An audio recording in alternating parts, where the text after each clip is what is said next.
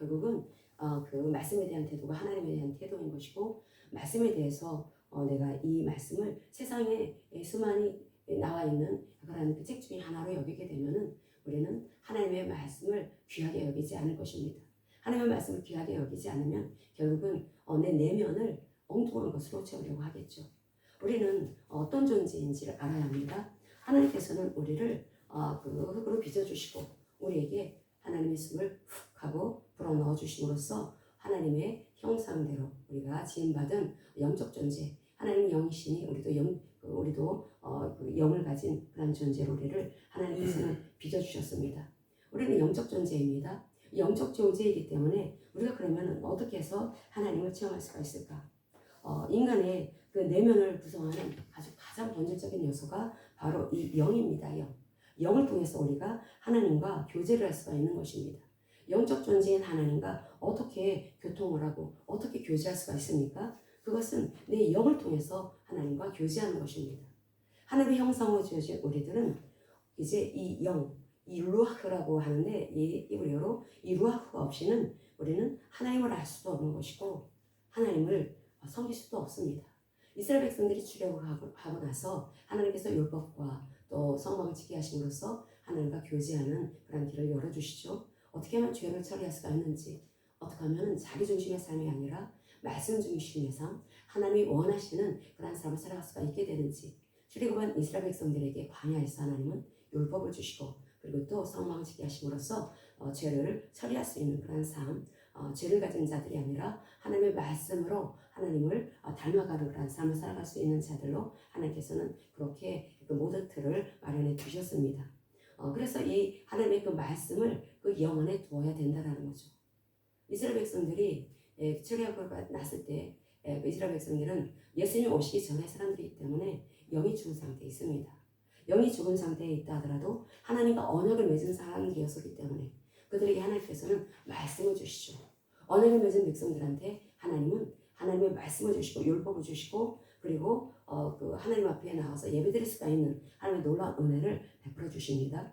그래서 이 사람들이 해야 되는 일은 바로 그 말씀을 심령에 채우는 일을 해야 합니다.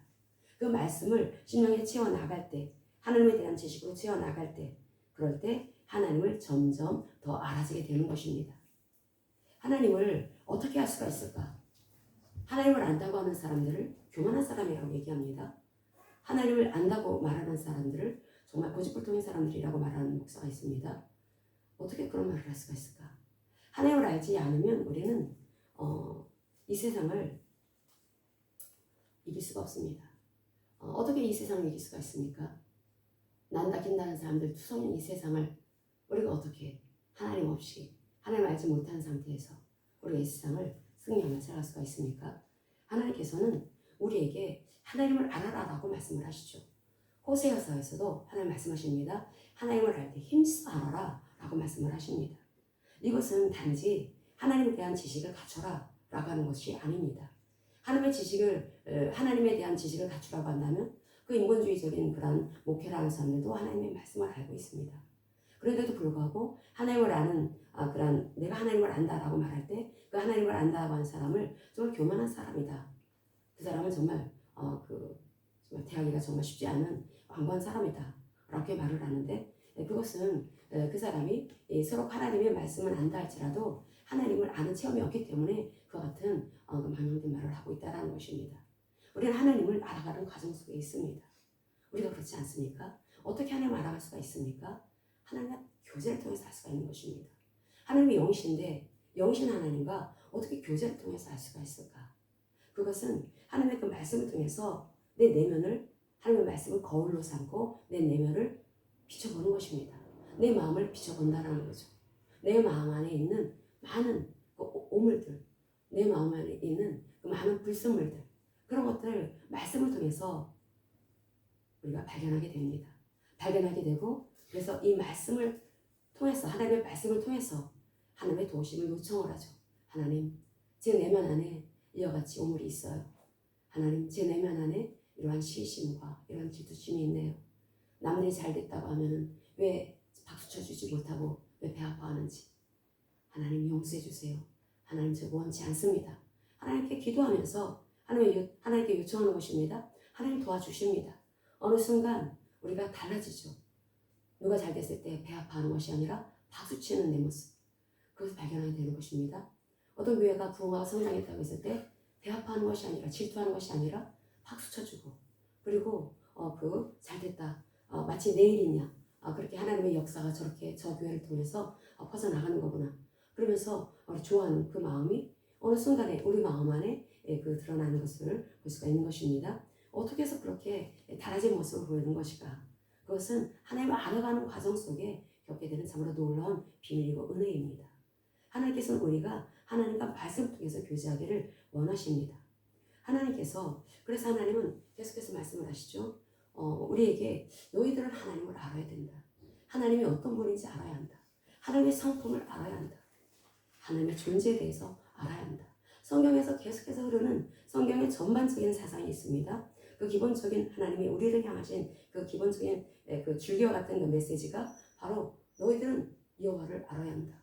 여호와의 존재, 그리고 또 그렇다면 그분에 대해서 너희들은 어떤 태도가 살아갈 것인가, 그분에 대한 태도, 그분에 대한 자세, 그것을 통해서 하나님은 우리를 의롭다 아니면 악하다라고 평하신다라는 거죠. 우리는 하나님께서 우리를 의롭다라고 여겨주셔서 우리를 칭의 받은 사람, 의롭다고 여김을 받은 사람들이 되었습니다.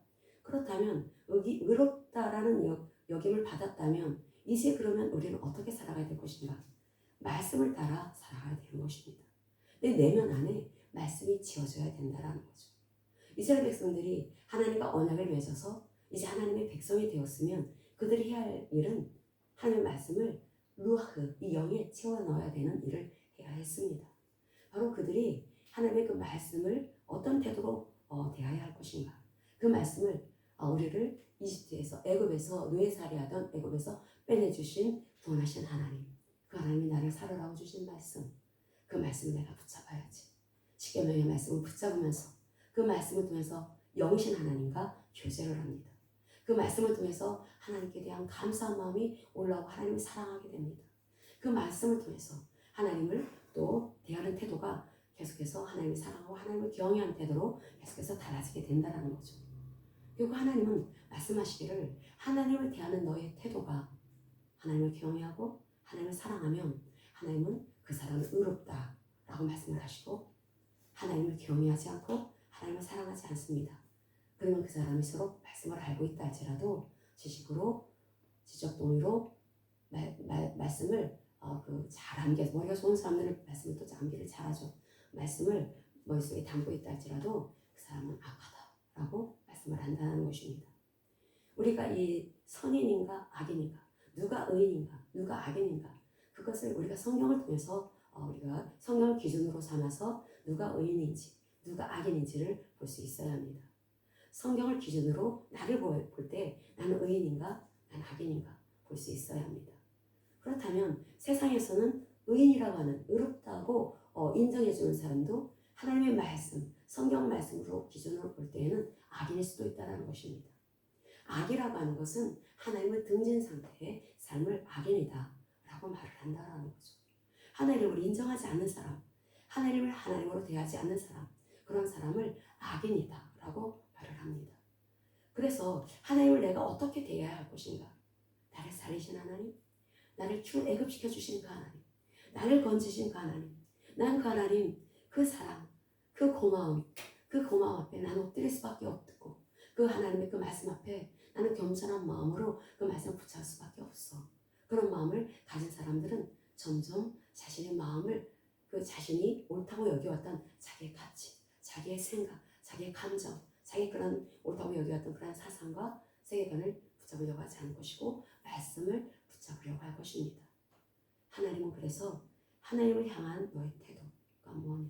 너는 하나님에 대해서 어떤 태도, 어떤 자세를 가지고 있느냐? 그 자세가 어떠하냐에 따라서 그 사람의 삶이 달라진다라고 말씀을 하고 있습니다.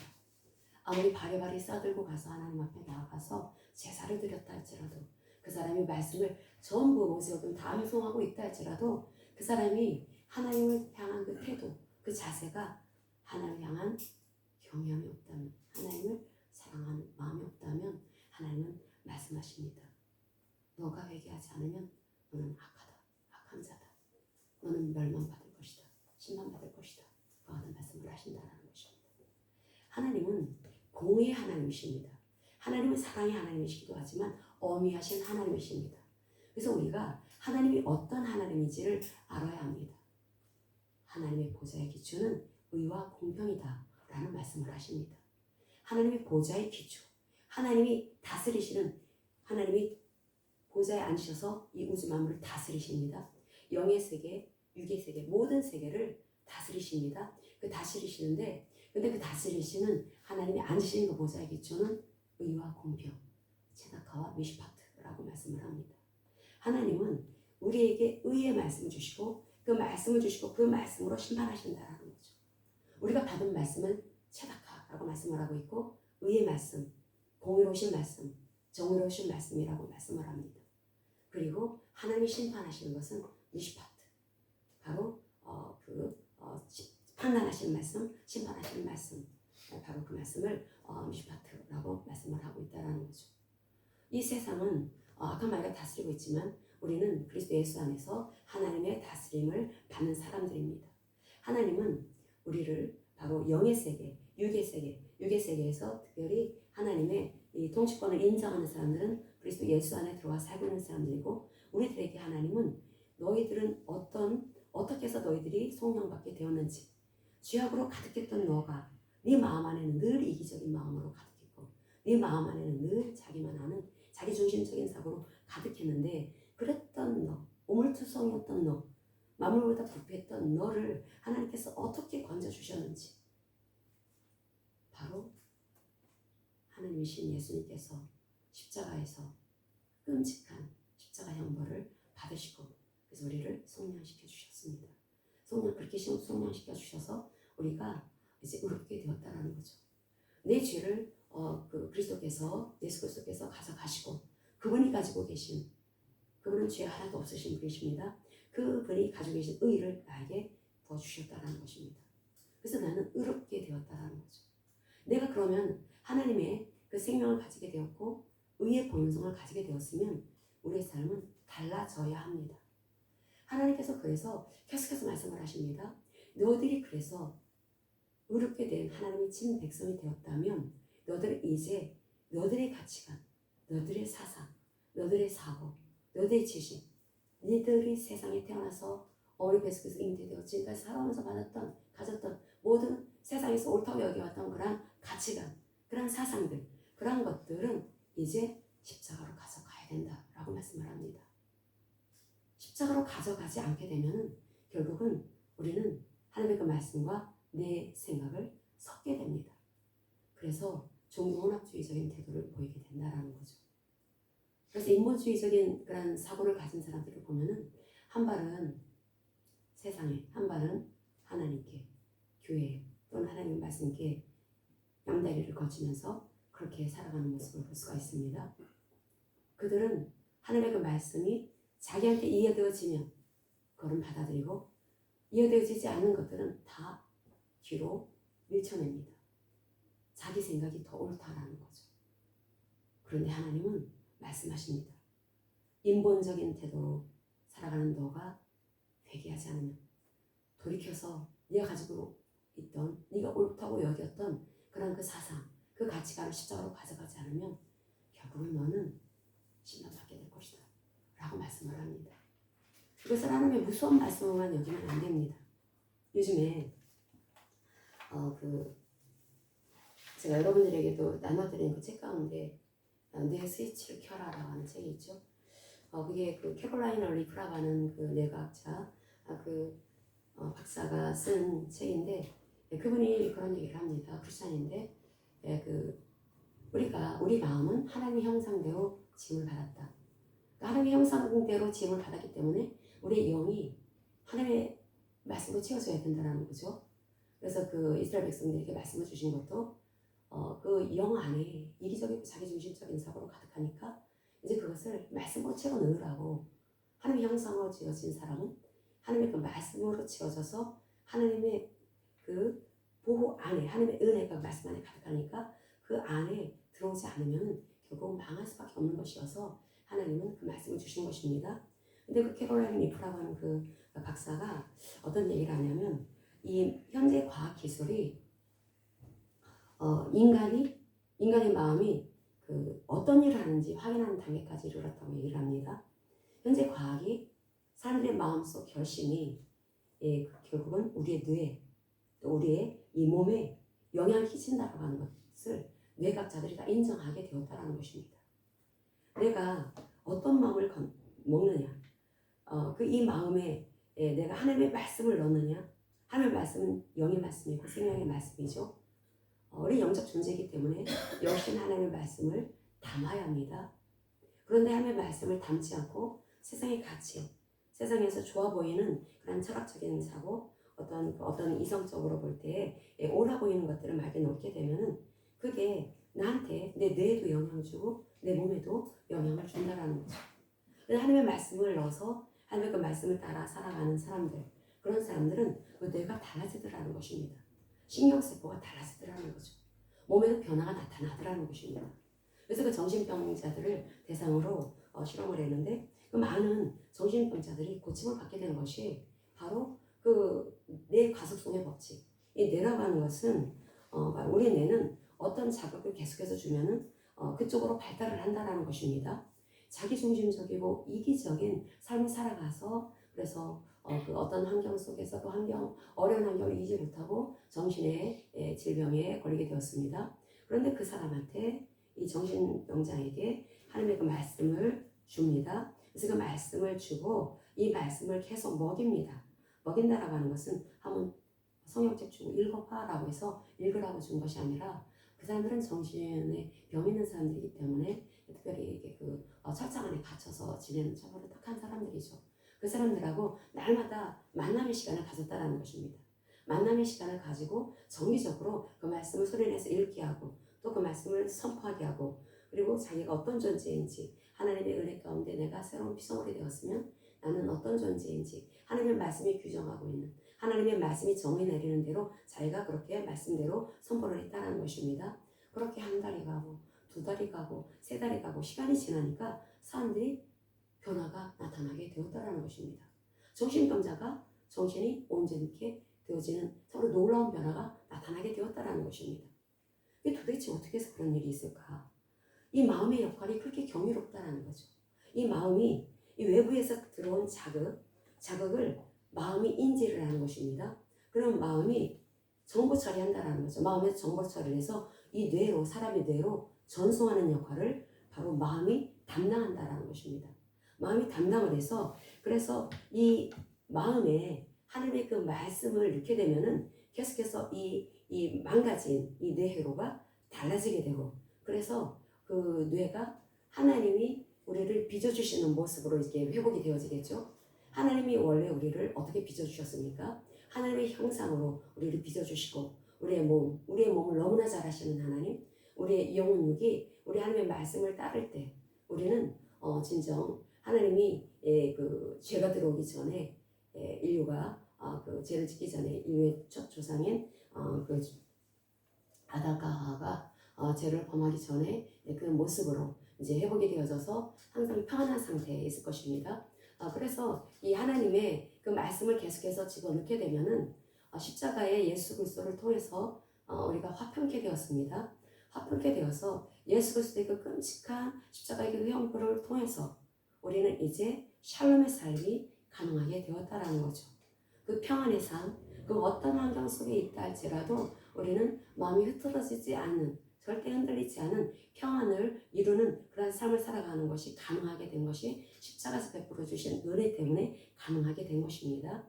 그래서 우리가 하나님의 말씀으로 계속해서 바뀌어져 나가게 되면은 우리 그 뇌는 달라지게 될 것이고 그 신경세포는 달라지게 될 것이고 그래서 우리의 그 몸도 그 질병도 이게 이제 점점 회복되어지는 그런 놀라운 역사가 일어나서 그래서 그 말씀을 내가 어떻게 대하느냐에 따라서 우리 삶의 질이 완전하게 달라지게 되는 그런 것을 우리가 이제 체험하게 된다는 것입니다. 그래서 하나님의 형상으로 우리가 지어졌기 때문에 하나님의 말씀을 따라 살아가게 되면은 우리는 의와 평강과 희락이 기본이라는 것입니다. 그러니까 어떤 환경 속에 있다 할지라도 사람이 우리 그 크리스천들이 그 기쁨이 항상 넘치는 삶을 살아가게 된다라는 거죠. 환경 때문에 기뻐하고 환경 때문에 편하고 뭐 편안한 삶을 살아가는 것 그건 일시적인 것입니다. 세상 사람들도 환경이 좋으면 기뻐하고 환경이 기쁠 일이 있으면 기뻐하고 그리고 또 편안하면 또 편안하기도 하고 그러죠. 근데 일시적인 것입니다. 근데 하나님이 우리에게 주시는 이 샬롬은 세상의 것과는 다릅니다. 이것은 세상의 그 환경, 그 어떤 끔찍한 고통스러운 환경을 맞이했다 할지라도 전혀 까딱하지 않은 샬롬, 그것은 하나님 우리에게 주신 십자가를 통해서 주신 은혜다라고 성경은 이렇게 말씀하고 있다는 것입니다. 우리는 하나님이 원래 인간을 설계해 주신 대로 우리가 그렇게 살아가야 되지 않겠습니까? 그래서 우리는 십자가와 부활의 복음을 통해서 그렇게 살아갈 수 있는 그런 은혜가 우리 내면에 입혀졌습니다. 우리는 그것을 날마다 체험하며 살아가야 할 것입니다. 그러기 위해서 우리가 해야 되는 일 바로 그 내 내면 안에 하나님의 그 말씀적이지 않은 그런 것들이 있으면은 계속해서 치워 나가야 되겠죠. 근데 하나님 말씀하시기를 만약에 네가 옳다고 여겨왔던 그 가치관을 계속해서 사수하게 되면 붙잡게 되면은 결국은 판단력을 상실하게 된다라는 말씀을 하고 있습니다. 이 판단력을 상실해서 그래서 진리를 분별할 수 없게 된다는 거죠. 하나님의 말씀은 우리를 살리는 진리의 말씀입니다. 이 진리의 말씀을 우리는 하나님의 말씀으로 이렇게 붙들어야 되는데 그 진리의 말씀, 하나님의 말씀으로 붙잡지 못하게 막는 그 이유가 결국은 그 사람의 그 사고가 완고해졌기 때문이다. 그 사람의 그 사상이 완전히 경화되었기 때문이다. 영적 경화증에 빠졌기 때문이다. 라고 성경은 말씀을 합니다. 우리가 히브리서를 보겠습니다. 히브리서에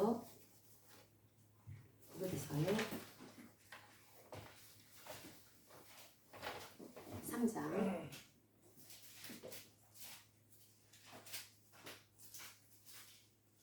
10절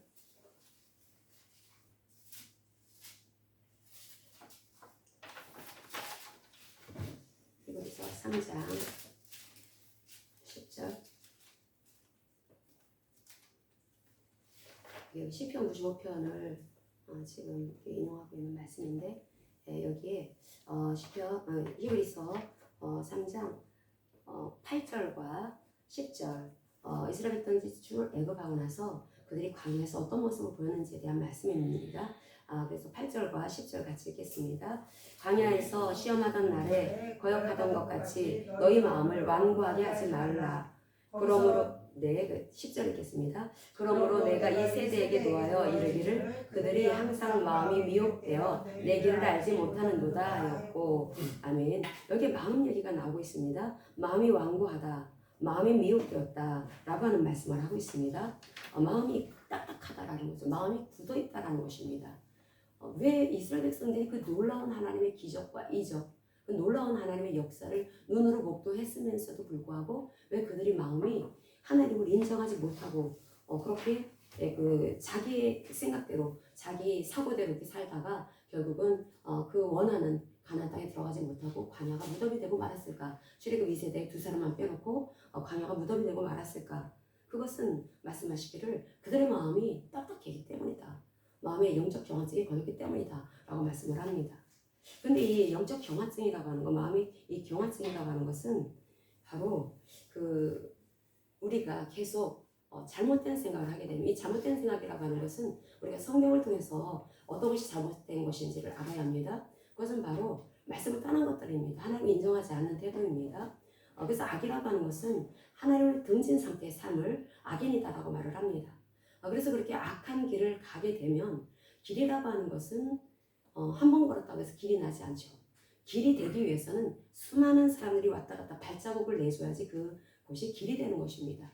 그래서 이 길이 된다라고 하는 것은 이 사람들의 이 마음이 계속 하나님의 말씀으로 길이 나도록 그렇게 열심히 하나님이 주신 그 말씀을 붙잡고 먼저는 그 가나안 땅을 주시겠다라고 하는 그 말씀을 붙잡고 하나님께 대한 감사한 마음으로 그렇게 그들이 계속 하나님의 그 은혜에 대해서 감사하면서 나가게 되면은 그 마음에도 길이 있습니다. 마음에 길이 났을 것입니다. 말하자면 이 뇌가 그 뇌과학자의 말을 따라서 이렇게 말을 한다면은 뇌가 자기 중심적인 사고로 길들여졌던 그 미혹된 그 길에 있던 이 사고가 이제 하나님의 말씀을 붙잡고 하나님에 대한 태도가 항상 하나님께 감사하고 하나님을 경외하고 나가게 되면 새로운 길이 난다라는 거죠. 하나님이 우리를 빚어주신 그 원래의 그 모습으로 이게 길이 난다라는 것입니다. 그러면 마음이 딱딱해지지를 않고 하나님의 말씀에 대해서 마음을 열게 된다라는 것입니다. 왜 자꾸 하나님의 말씀에 대해서 자꾸 이렇게 완고한 태도를 보일까? 완악한 모습을 보일까? 하나님 말씀 우리를 살으라고 주신 말씀이고 이 성경 말씀이 우리를 살으라고 주신 말씀인데 왜 이 말씀을 인본주의자들은 자꾸 왜 거절을 하고 거부를 할까? 그 말씀 붙잡고 살 텐데 그것은 길이 났기 때문에 자기 사상이 옳다고 계속해서 붙잡았기 때문에 그래서 완고해졌기 때문에 그렇다라고 말씀을 하고 있는 것입니다. 그럼 그들이 해야 되는 일이 무엇입니까? 회개해야 된다는 거죠. 돌이켜야 된다는 것입니다. 회개라고 하는 것은 돌이켜 길을 유턴하는 것입니다. 길을 바꿔야 되는 것입니다. 길을 바꿔가지고 하나님 앞에 나와야 합니다. 하나님께로 돌이켜야 되는 것입니다.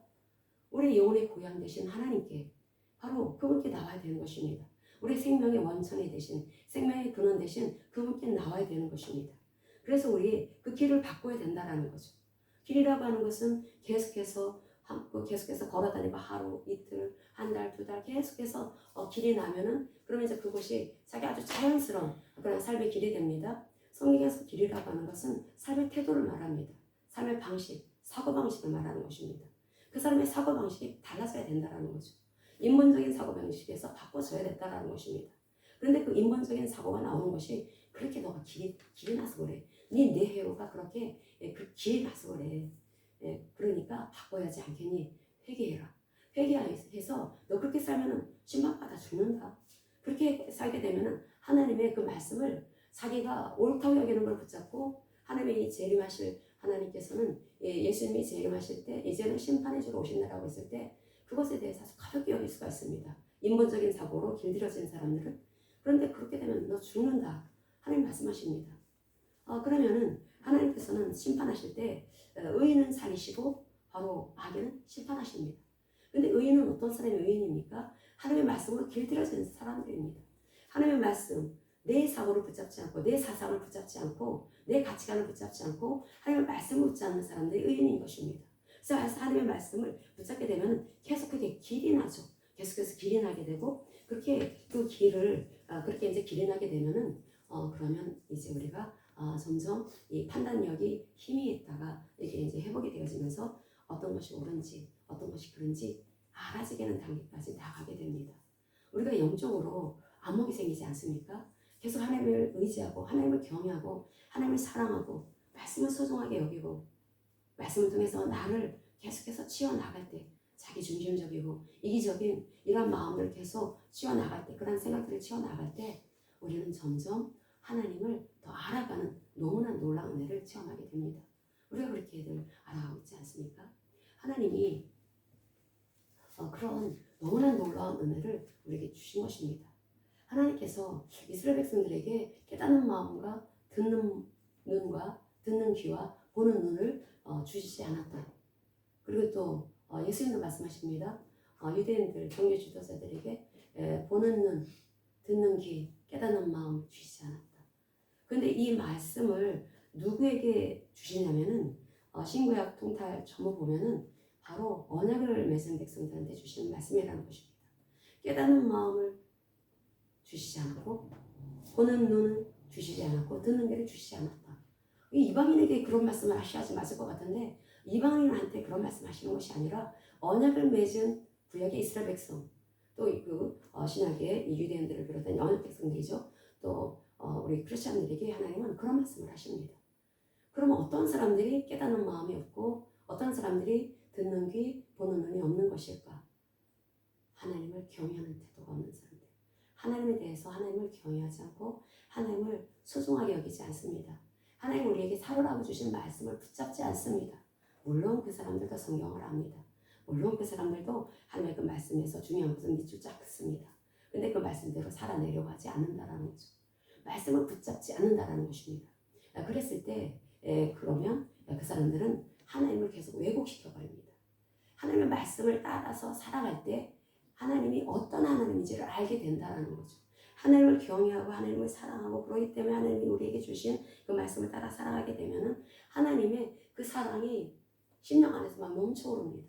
그리고 그 말씀을 따라 살아가기 위해서 애쓰는 그런 마음이 내 안에서 발견되어지고 그리고 어느 순간 하나님의 그 은혜가 내 안에서 완전히 퍼포스처럼 완전히 막 그 쏟아부어지는 것을 볼 수가 있습니다. 분명히 세상의 눈으로 볼 때에는 정말 별 볼일도 없어 보이는데 그런데 세상을 이기는 그 힘이 속에서 막 요소수 넘친다라는 거죠. 근데 그것이 어떻게 해서 그렇게 되는가? 그것은 하나님께서 그렇게 은혜를 베풀어 놓으셨습니다. 말씀을 통해서. 그리고 우리의 마음을 통해서 하나님의 말씀을 내가 어떤 태도 어떤 마음으로 그 말씀 붙잡느냐에 따라서 그런 마음이 있기도 하고 없기도 하는 그렇게 하나님 우리를 그렇게 빚어주셨다는 거죠. 우리 하나님께서 이 영적인 진리를 우리의 마음으로 발견할 수가 있는 것인데 이 영적인 진리를 다시 말하면 하나님에 대해서 알기 위해서는 세상의 지식으로 알 수가 없다는 것입니다. 아무리 고매한 철학자, 인간의 철학이라든지 어떤 이성적으로 아주 대단한 어떠한 그 인정할 만한 그러한 그 사상을 가지고 있는 그러한 사조를 가지고 있는 사람이 있다 할지라도 하나님은 그런 사람들의 그 사상이나 그런 사람들의 어떤 철학을 통해서 하나님을 알도록 가게 만들어 놓으시지 않으셨습니다. 하나님께서 우리에게 주시는 이 말씀이 생명의 말씀이고 영의 말씀이다라고 말씀하시는 것은 이 말씀 그대로 우리에게 그렇게 작용하고 우리의 일상 속에서 역사한다는 것입니다. 그렇기 때문에 철학이라든지 이성적 탐구로는 우리는 알 수가 없다라는 거죠. 철학이나 이성적 탐구로는 절대 하나님을 알 수가 없는 것이고 하나님에 대해서 알기 위해서는 우리는 이성 아닌 다른 채널이 필요한데 그게 바로 믿음이다라고 말씀을 합니다. 하나님께서 우리에게 요구하시는 것은 믿음입니다. 믿음. 하나님을 나는 눈에 보이지 않지만 그 하나님이 저는 제 앞에 계시는 걸로 믿습니다. 저는 그 하나님이 나에게 베풀어준 그 은혜가 얼마나 놀라운 건지 저는 그걸 눈으로 보지는 않았습니다. 근데 믿습니다. 어떻게 믿습니까? 말씀을 통해 믿습니다. 하나님을 경외하고 하나님을 존중하고 말씀 한 말씀이라 할지라도 이 말씀 다 살아라고 주신 말씀이지.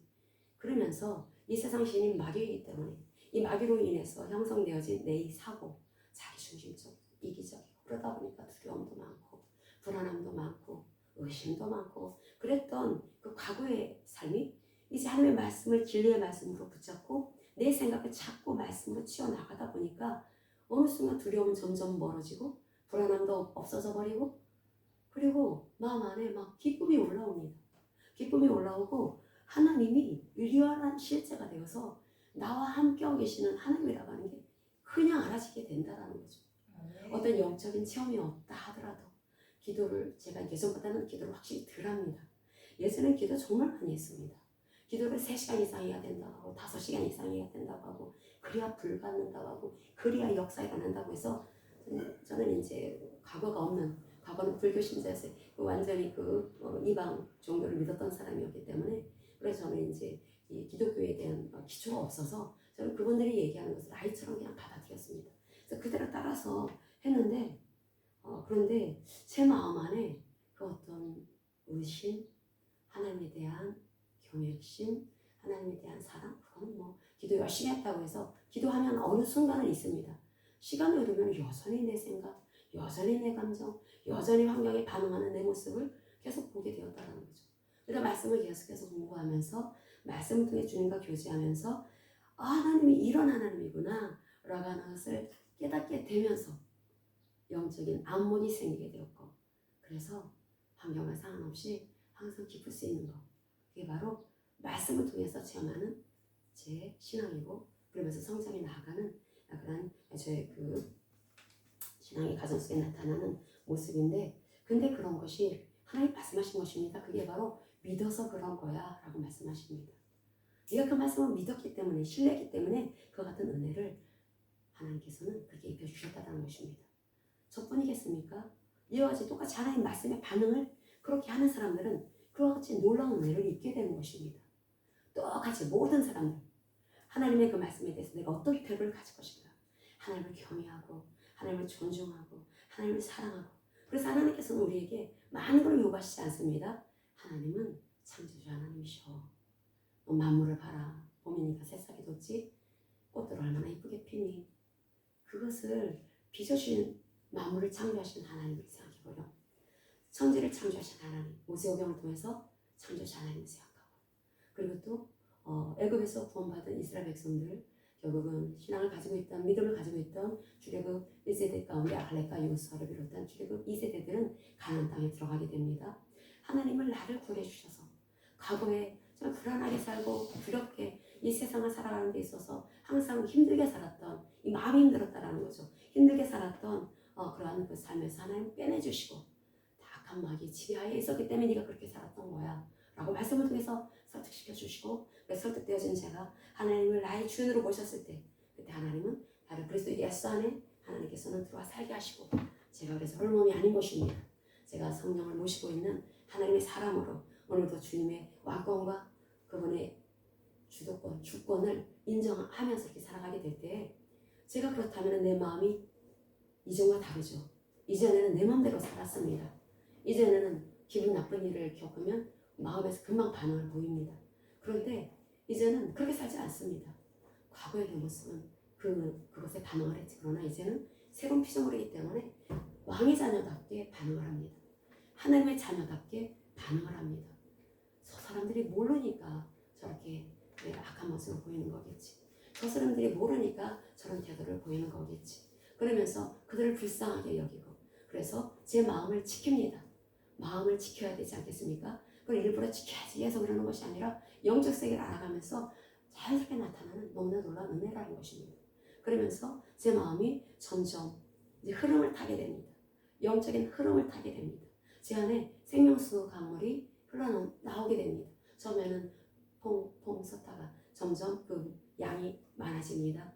그러면서 강물을 이룹니다. 그런데 환경에 따라 때로는 물량이 줄기도 하고 늘어나기도 하고 그런 건 있습니다. 그런데 금방 회복이 되죠. 금방 회복이 되어지고, 하나님이 나를 살으라고 주신 이 말씀을 붙잡을 때 어느 순간 내가 달라진 것을 보게 되고, 이제 하나님께서 우리 교회를 통해서 어떤 일을 하실까, 그게 그냥 보여집니다. 하나님의 진리의 말씀에 붙잡은 자들, 이 자들을 통해서 하나님은 어떤 일을 하실까. 하나님께서는 많은 사람을 통해서 일하지 않으십니다. 하나님은 어떤 대형 큰 교회를 통해서 일하시는 것이 아니라, 하나님은 능력의 하나님이시고 전능하신 하나님이십니다. 물론 많은 재정과 많은 숫자의 사람들이 하나님의 뜻을 따르고 있다면 대단히 하나님 나라 확장하는 데 있어서 굉장히 큰 역할을 하죠. 분명합니다.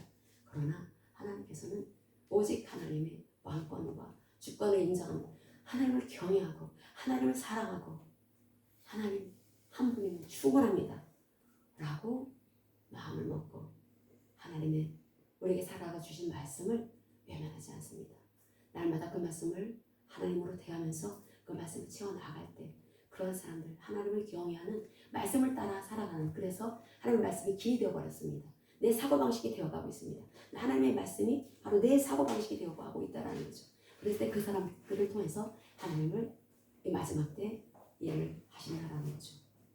하나님을 경외하는 사람을 사용하십니다.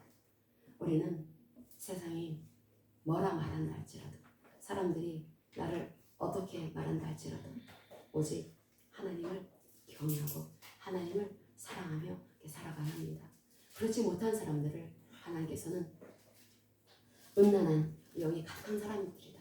음란한 영, 바로 하나님의 말씀이 아닌 자기의 생각과 자기의 사고, 자기의 가치관을 집어넣은 사람들을 바로 그 루아흐 제누님이라고 해갖고 음란의 영이 그 영이 가득하다라고 말을 합니다. 그래서 호세아서에서 하나님을 알아라, 하나님 힘써 알아라 라고 하는 말씀이 계속 반복되어지는데, 그때 하나님 앞에 나오지를 못하고 회개할 필요성도 못 느끼는 그 사람들에게 어떤 말씀을 하냐면, 그 호세아서 5장 4절에 그들의 행위가 그들로 자기 하나님에게 돌아가지 못하게 한다, 회개조차 못하게 한다라는 거죠. 회개조차 못하게 하고, 그런 이유에 대해서 그것은 음란한 마음이 그 속에 있어서 하나님을, 여호와를 알지 못하는 까닭이다라고 말을 합니다. 그 영에, 루하에 하나님의 말씀이 채워져야 되는데, 이스라엘 백성들이 예수님이 오시기 전에 연합 백성들이기 때문에 하나님이 살으라고 주시는 그 말씀을, 루하흐, 하나님의 그 말씀을 그 영에 채워 넣어야 합니다. 근데 그것은 안다고 머릿속 지식으로 알 수 있는 것이 아니라 교제를 해야 된다라는 거죠. 그래서 하나님은 그렇게 하나님을 경외하라. 하나님은 창조자 하나님이시고 하나님은 구원하신 하나님이시다. 그 하나님을 경외하라. 하나님을 사랑하라. 이와 같은 말씀을 계속 반복하시는 것은 여기 하나님이 영이시기 때문에 하나님에 대한 나의 어떤 나의 태도가 하나님을 경외하고 하나님을 사랑하면 우리는 그 말씀을 홀대하지 않을 것입니다. 그 말씀 안에 그 말씀을 내 영에 계속 채워 넣을 것입니다. 근데 이제 그렇게 되면 길이 나게 된다는 거죠. 길이 나게 돼서 내 사고방식, 삶의 방식이 바뀌어지게 되는 것이고 하나님은 그것을 그 하나님 통해서 하나님 이스라엘 백성들이 과연 하나님을 아는 백성으로서 구별된 백성으로 이방 사람들한테 왕같은 제사장, 그러니까 제사장 나라로서 구별된 사람들이 그 이스라엘 백성들로 언약 백성들로 세상에 그렇게 보여지기를 하나님이 너무나 원하셨기 때문에 하나님은 그렇게 말씀을 주신 것입니다. 그래서 하나님은 하나님을 경외하라, 하나님을 사랑하라 라고 하는 말씀을 계속 반복하셨다는 거죠. 근데 호세아서 5장 4절의 말씀은 근데 이 사람들 이스라엘 백성들이 언약 백성인데도 불구하고 이 하나님의 말씀을 붙잡지 않았습니다. 붙잡지 않아서 항상 자기가 옳다고 여기는 대로 살았다라는 거죠. 자기가 옳다고 여기는 가치. 그러다 보니까 한 발은 하나님, 한 발은 이방신. 그래서 종교 혼합주의에 영향을 입어가지고 그렇게 그 가운데는 자기가 있는 것입니다. 자기 중심적인 사고. 자기 중심적인 사고를 항상 붙잡고 있다 보니까 그 루아흐에 음란이 가득 찼다라고 말을 합니다. 음란이 가득 차고 그래서 이 판단력이 상실되어 버린 것입니다. 그래서 그렇게 선지자들을 통해서 돌아와라, 회개하라, 돌이켜라. 그러면 하나님 용서하실 것이다. 심판하지 않을 것이다. 심판을 거둬들일 것이다. 니네 그렇게 살면 모두 멸망할 것이다. 하나님이 주신 이 땅에서 쫓겨나게 될 것이다. 이 저가 뿌리는 그 가나안 땅이 이제는 너희들 쫓아낼 것이다. 하나님께서 그렇게 선지자를 통해서 말씀하시는데도 불구하고 그들은 돌아서지 않았다.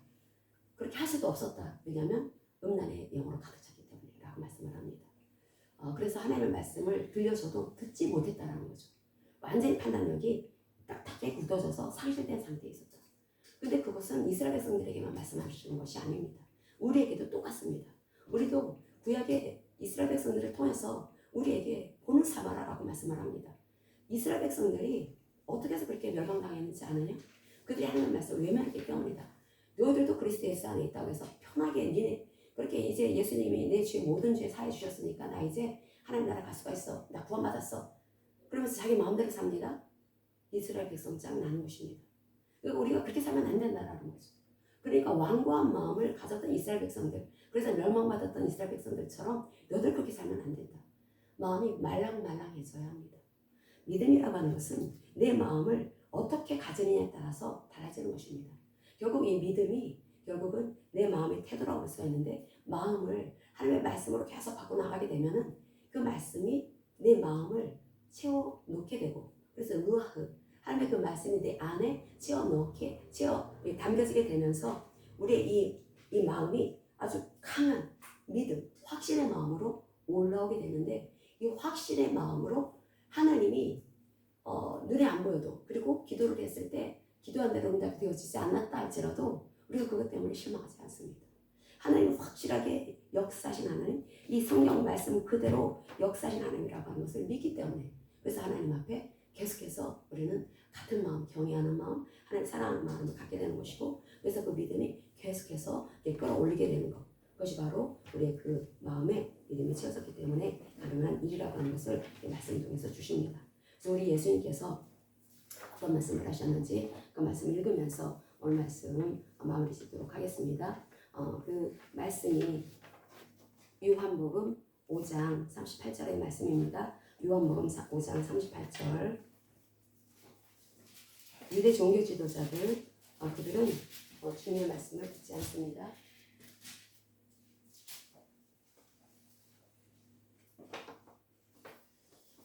5장 38절의 말씀 같이 읽겠습니다. 5장 38절 그 말씀이 너희 속에 거하지 아니하니 이는 그가 보내신 이를 믿지 아니하니라. 아멘. 지금 예수님께서는 그 유대 종교 지도자들에게 이 말씀을 하시면서 꾸짖는 것입니다. 그들은 유대 종교 지도자들은 스스로가 자신들이 하나님의 백성이라고 하는 것을 자처하면서 그리고 굉장히 자부심이 있었습니다. 근데 그 사람들은 분명히 성경을 알고 있었다 할지라도 다친 마음으로 말씀을 받다라는 거죠. 그리고 이 성경을 읽더라도 성경을 읽으면서 하나님을 찾아야 되는데 하나님을 찾고 하나님을 구할 때 계속해서 그것은 길이 나게 하는 것입니다. 하나님을 찾고 하나님의 말씀을 보면서 하나님을 찾고 하나님을 구하고 그렇게 되면 이게 길이 나게 되는 것인데 그렇게 해서 하나님을 찾으면서 하나님의 말씀, 하나님의 음성에 귀를 기울이려고 한 것이 아니라 그 사람들은 자신의 그 신앙, 자신의 입장을 지지하는 것으로서 말씀을 사용하려고 했다는 거죠. 그들의 죄는 바로 그런 것들이었습니다. 그들의 악은 바로 그런 모습이었다는 거죠. 그래서 그들은 하나님의 말씀을 사랑한 것이 아니라 바로 자신의 그 사상을 사랑한 것입니다. 근데 예수님께서 왜 그렇게 되는가? 그것은 바로 그들이 그 말씀 붙잡지 않기 때문이다. 여기 우리가 그 개정으로 보면은 너희 속에 거하지 아니하는다. 그 말씀이 너희 속에 거하지 않는다라고 해서 그 말씀이 거하지 않는다, 거하다라고 하는 것을 부정하는 것처럼 보여지지만 원을 보면은 이 아니하다라고 거하지 아니하니라고 했을 때 이 한이라고 하는 것이 붙잡다라는 뜻입니다. 케네라고 하는 이 헬라어를 쓰는데 이 바로 붙잡는 것을 안 했다. 이 부정하는 것이 붙잡는 것을 안 했다라고 하는 것을 붙잡는 것을 부정하는 것입니다. 그래서 이스라엘 유대 그 종교 지도자들은 마땅히 붙잡아야 되는데 말씀을 붙잡아야 되는데 그 말씀을 붙잡지 않았기 때문에 하나님을 밀어내고 결국은 오신 그리스도 눈앞에서 말씀하고 계신 분이 바로 그렇게 이스라엘 백성들이 기다려왔던 그리스도다, 메시아다라고 하는 것을 그들은 놓쳤다라는 것입니다. 그래서 그들이 결국은 심판받을 수밖에 없는 것이고 그래서 그 말씀을 놓쳤을 때 결국 이스라엘 백성들이 그렇게 멸망받은 것처럼 우리도 말씀을 놓치게 되면은 말씀을 붙잡지 않게 되면은 그렇게 멸망받는다라고 하는 것을 하나님께서 이 말씀을 통해서 우리에게 들려주고 계십니다. 그래서 우리는 하나님의 어떠하심을 하나님이 어떤 분인지 우리는 말씀을 통해서 알아야 되는데 이 말씀을 통해서 지식으로 아는 것을 말하는 것이 아니라 말씀을 통해서 내 마음이 바뀌어지도록 항상 그 말씀을 통해서 하나님을 찾아야 되는 것입니다. 하나님을 찾고 그럴 때 길이 난다고 했습니다. 그렇게 길이 나게 되면 사고방식이 된다는 거죠.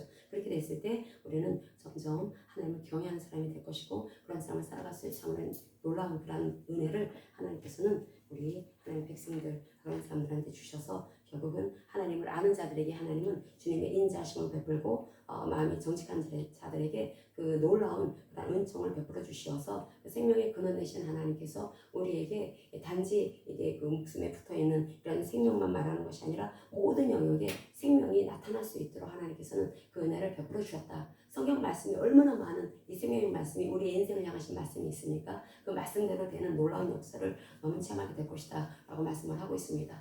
그래서 우리가 그런 은혜가 회복되어지기 위해서는 반드시 우리가 하나님의 말씀을 가까이 해야 되는구나 라고 하는 것을